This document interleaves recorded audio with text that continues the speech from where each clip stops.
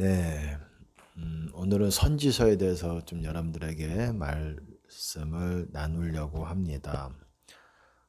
선지서가 열리게 되면은 선지서를 사람들이 아는 듯 하면서 잘 모릅니다.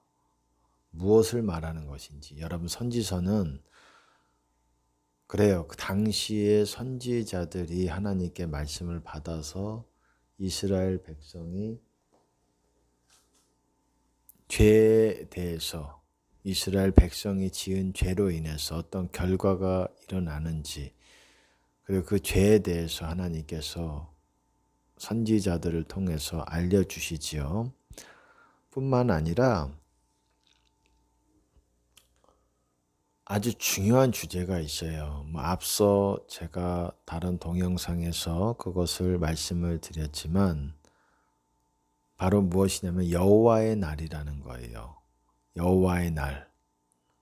여호와의 날이라는 것은 바로 주님이 재림하시는 날입니다. 여러 선지자들이 여호와의 날, 하나님의 날에 대해서 예언을 했습니다. 그것은 바로 예수님이 재림하는 그 날을 말하는 거예요.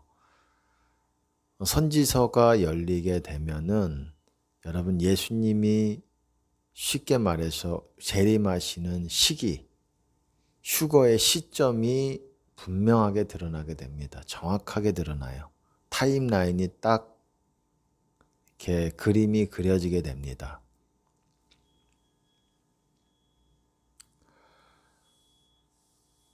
논란이 많이 있어요. 교계에서는. 어떤 논란이냐면 휴거가 환난 전이냐, 중이냐, 후냐, 환난 중에 있느냐, 후에 있느냐, 이런 여러 가지 논란들이 있지만 그 부분에 있어서 왜 그런지, 또 꿈으로 어떤 분들은 환난 중으로, 또 환난 전으로 그렇게 꿈이든 환상이든 하나님께 그렇게 들었다고 하는 말이든 그런 말들이 많이 있는데 그것에 대해서도 이따가 좀 말씀을 드리려고 합니다. 우선은 선지서에서 그렇게 예수님이 재림하시는 거에 대해서 아주 구체적으로 여러 각도에서 말하고 있다라는 거예요. 여러 각도에서 말하기 때문에 같은 말, 비슷한 말은 있지요. 어쨌든. 그래서 약간 내용들이 다른 것 같지만 다른 상황, 다른 모양새를 띠고 있지만 하나의 상황을 여러 각도에서 말하고 있는 것이기 때문에 뭐라고 얘기할까요? 그러니까 결국은 하나의 시점과 하나의 상황, 예수님이 재림하실 때 그때 상황에 대해서 말하고 있는 거예요. 그거를 더 구체적으로 처음서부터 끝까지 쫙 이 각도로 쫙 말하고 있는 것이 아니라 여기서 조금, 저기서 조금, 또 다른 선지자가 조금씩 부분을 받은 거예요. 부분을 받아서 이것이 모여지면은 하나님께서 이거를 열어주시면 이 부분들이 모여서 하나의 큰 그림이 나옵니다.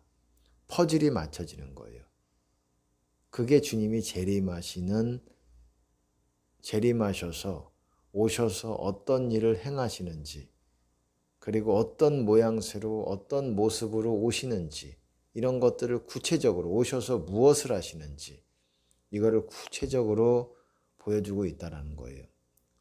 신약에서도 이거를 또한 심판날, 예수 그리스도의 날, 하나님의 진노의 날, 그렇게 서신서에서도 그렇게 말하고 있고,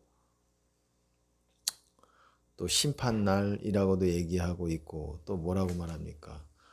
마지막 날이라고도 얘기하죠. 마지막 날. 말 그대로 마지막 날이라는 거는 인류 최후의 날이라는 거예요. 이 지구 최후의 날. 새 하늘과 새 땅이 만들어지기 바로 전날이라는 거예요. 베드로도 그렇게 말하고 있죠. 하나님의 날을, 주의 날을 사모해라. 우리가 어떠한 사람이 돼야 되겠느냐. 거룩함과 경건한 사람이 돼야 된다. 베드로 후서 2장에 있는 말씀으로 기억합니다. 3장인가요? 어찌됐든 왜 사람들이 휴거가 환난 전이냐 중이냐 후냐 또 두 번의 휴거가 있다느니 그런 말들이 나오는 거는 선지서가 열리지 않았기 때문에 그런 거예요. 어렴풋이 좀 많이 본 사람들은 보는 듯 하지만 하나님께서 열지 않은 이상 그것이 보여지지 않습니다. 그러면 이렇게 말하고 있는 저는 이거를 보았느냐? 저도 부족하지만 어느 정도 하나님께서 은혜를 주셨기 때문에 여러분들에게 이거를 말할 수 있는 것이에요. 저도 하나님께서 보여주셔서 아는 게 있는 것입니다. 이것에 대해서 선지서가 열어진 부분이 있어요. 열어주신 부분이 있어요. 저는 말씀에 있어서도 하나님께서 많이 열어주셨어요. 다른 부분에서도 또한 영적인 어떤 은혜를 받은 부분도 크고 말씀에 있어서도 누구에게 약하지 않을 정도로 하나님께 받는 은혜가 많습니다.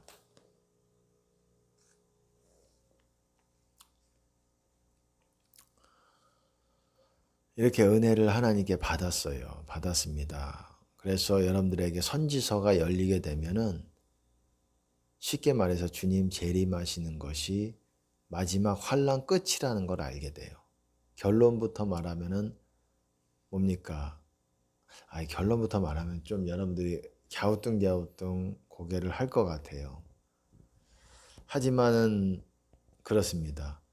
후 3년 반, 쉽게 말해서 7년 환란이 지나고 몇 달이 또 지나야지 예수님이 오시는 거예요. 이거를 선지서가 정확하게 얘기하고 있어요. 그러면 여러분 어떻습니까? 많은 꿈으로 봤다고 하는 사람들 아니면은 예수님께 음성으로 들었다고 하시는 분들도 많이 있죠. 최근에 제가 이 동영상 지금 찍기 전에 녹화하기 전에도 바로 어떤 영상이 떠가지고 어떤 외국인 할머니가 꿈으로 봤는데 자기가 남겨졌고 순교했고 이런 과정들을 얘기합니다. 이런 레파토리가 많아요. 이런 시나리오가. 그리고 어떤 분 우리나라에서도 젊은 어떤 처녀이신 것 같아요. 결혼 안 하신 젊은 어떤 여자 전도사님이 계신데 그분이 꿈에서 봤던 것들을 강대상에서 간증을 하더라고요. 근데 어떠한 내용이냐면 비슷한 거예요. 휴거가 일어났고 자기는 남겨져서 어떤 사람들이 마스크 방독면 쓰고 오더니 자기를 잡아가서 어떻습니까? 그 다음에 자기를 죽이려고 하고 표를 받게 하고 이런 레파토리들이에요. 여러분 이런 거 보시면 어떻습니까? 마음이 두렵지요? 맞아요. 두려워요. 꼭 휴거를 받아야 되겠다 이런 마음도 있겠지만 남겨지지 말아야 되겠다라는 마음도 있지만 두려운 마음이 더 생깁니다. 왜 그런 줄 아세요? 여러분 저는 하나님의 은혜로 말씀을 아는 것도 있지만 어떤 영적인 것들, 꿈, 환상, 그리고 하나님의 말씀이라고도 하는 것들, 그리고 영적으로 누가 이렇게 받았다고도 하는 것들, 이런 것들을 분별할 수 있는 은혜를 하나님이 주셨어요.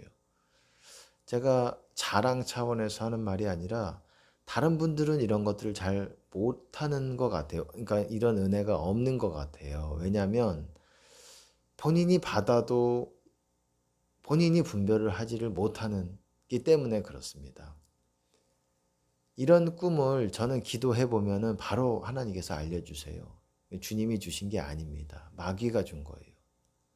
바로 나와요. 그 꿈은 마귀가 준 거라고 꿈이라든지 여러 꿈들 저는 그런 훈련을 받았어요.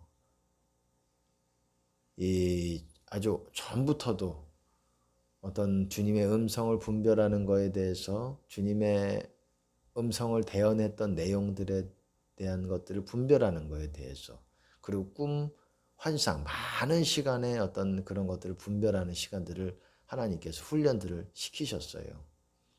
물론 받았지요. 받았지만 이것들을 활성화시키고 내가 이제 제대로 정확하게 이것들을 어쨌든 하기까지 훈련이 또 있었습니다. 근데 그것들은 어쨌든 지금 말씀드리고 싶은 거는 그런 꿈들, 그런 레파토리들, 제가 아까 말씀드렸던 휴거 후에 남겨져서 그 다음에 막 뭐 숨어 다니면서 뭐 사람들에게 발견이 돼서 강제 칩 받고 뭐 이런 레파토리들 있지 않습니까?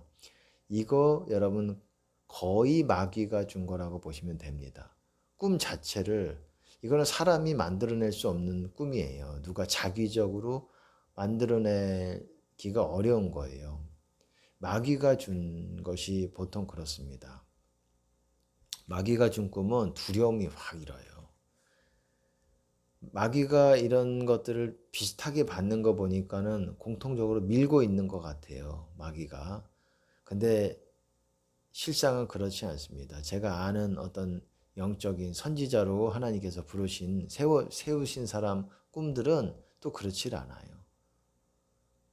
하나님이 선지자로 세우신 뭐 선지자라고 해서 뭐 실수가 안 하는 건 아니지만 제가 아는 어떤 분의 그 선지자예요. 선지자로 하나님께서 세우신 분. 그분 꿈은 7년 환란 중에 휴거가 일어나지 않는다는 거였어요.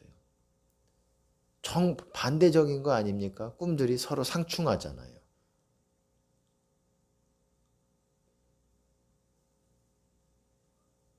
이게 진짜예요. 이 꿈이.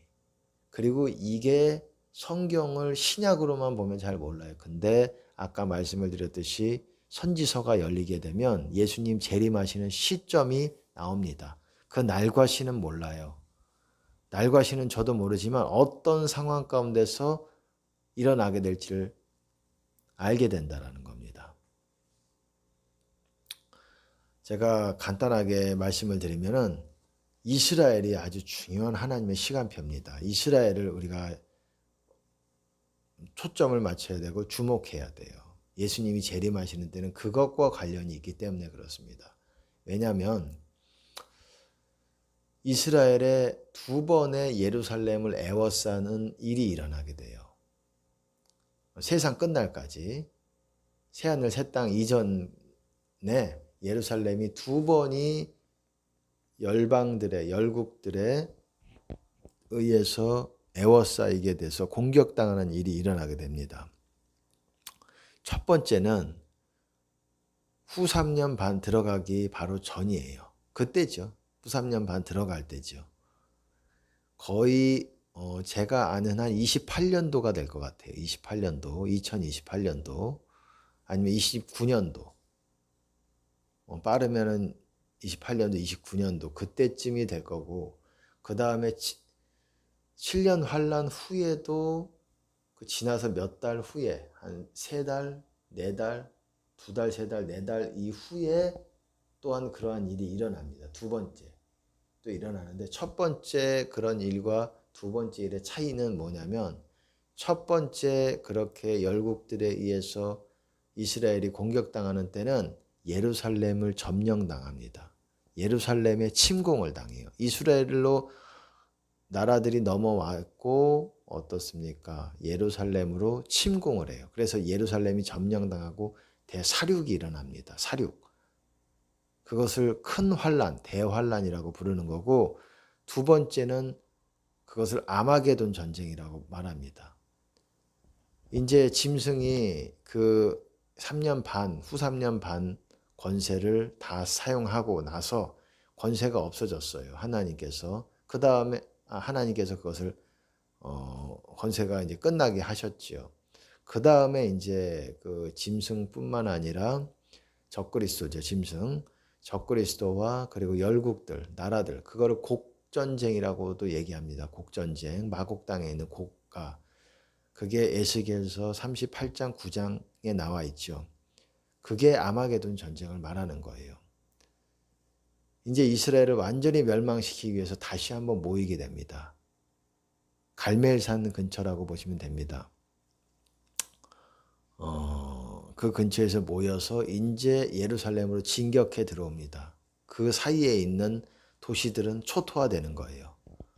다 그냥 사륙당하고 점령당하는 거죠. 근데 문제는 뭐냐면은 그때에 그때에는 예루살렘에 다시는 이방인들이 들어오지 못합니다.